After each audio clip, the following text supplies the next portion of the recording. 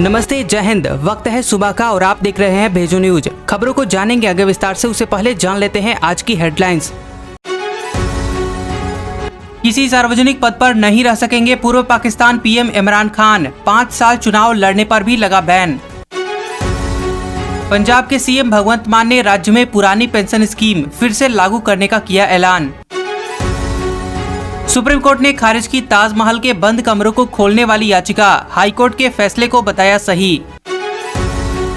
कानून व्यवस्था के चलते मुंबई में 1 से 15 नवंबर तक जुलूस, पटाखों व लाउड स्पीकर पर लगी रोक। जेल में ही मनेगी संजय राउत की दिवाली, 2 नवंबर तक बढ़ी हिरासत। सरकार ने पेंशन पाने वालों के लिए लॉन्च किया खास पोर्टल, मिलेगी कई सारी सुविधाएं। अमेरिका के टाइम स्क्वायर में दिवाली की धूम, कमला हैरिस ने मनाई दिवाली। शख्स ने की खुद को राष्ट्रपति घोषित करने की मांग, सुप्रीम कोर्ट ने बकवास बताकर खारिज की याचिका। जम्मू कश्मीर की पूर्व सीएम महबूबा मुफ्ती को मिला सरकारी बंगला खाली करने का नोटिस। 100 करोड़ रुपए के भ्रष्टाचार केस में सीबीआई कोर्ट ने खारिज की अनिल देशमुख की जमानत याचिका। किसी सार्वजनिक पद पर नहीं रह सकेंगे पूर्व पाकिस्तान पीएम इमरान खान, 5 साल चुनाव लड़ने पर भी लगा बैन। जी हां, पाकिस्तानी चुनाव आयोग ने पूर्व पाकिस्तानी प्रधानमंत्री इमरान खान को सत्ता में रहते हुए विदेशों से मिले सरकारी तोहफों के बारे में अधिकारियों को गुमराह करने को लेकर किसी भी सार्वजनिक पद पर रहने से रोक लगा दी है। इमरान संसद के सदस्य भी नहीं होंगे और उन पर अगले 5 साल तक चुनाव लड़ने पर प्रतिबंध लगा रहेगा।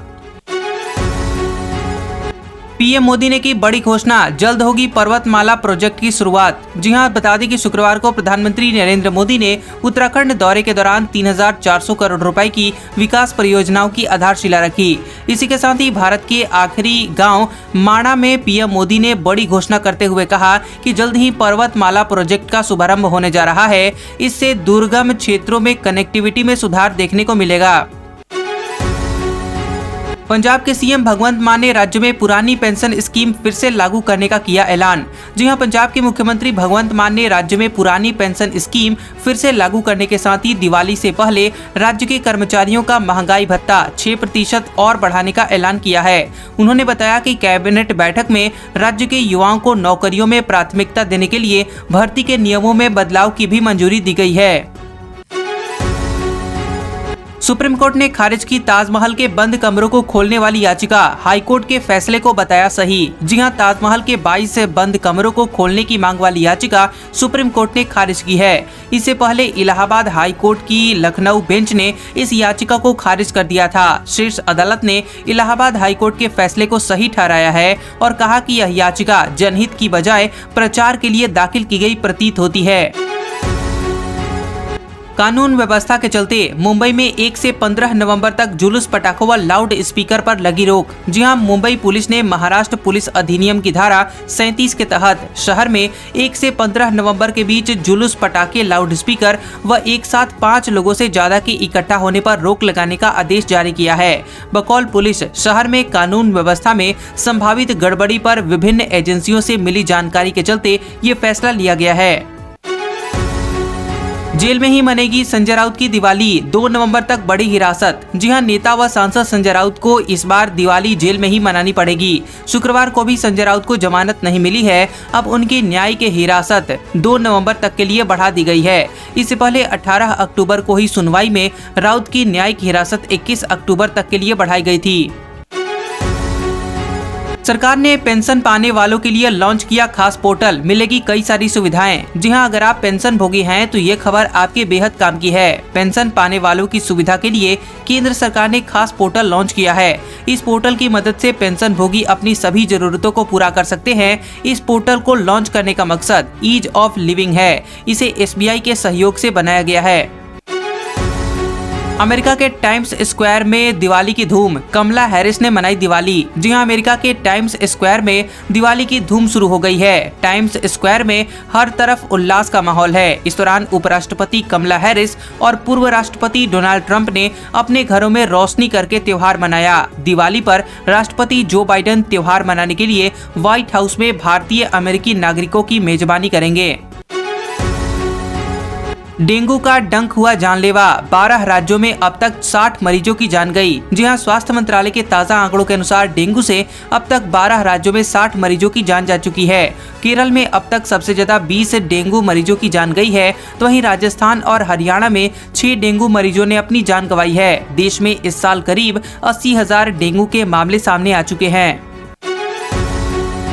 शख्स ने की खुद को राष्ट्रपति घोषित करने की मांग, सुप्रीम कोर्ट ने बकवास बताकर खारिज की याचिका। जी हां, सुप्रीम कोर्ट ने वह याचिका खारिज कर दी है जिसमें एक शख्स ने खुद को देश का राष्ट्रपति नियुक्त करने के लिए निर्देश दिए जाने की मांग की थी। अदालत ने खुद को पर्यावरणविद बताने वाले शख्स से कहा कि आपको बकवास याचिका दायर करने का कोई अधिकार नहीं है, कोर्ट का समय बर्बाद करने की अनुमति नहीं है। जम्मू कश्मीर की पूर्व सीएम महबूबा मुफ्ती को मिला सरकारी बंगला खाली करने का नोटिस।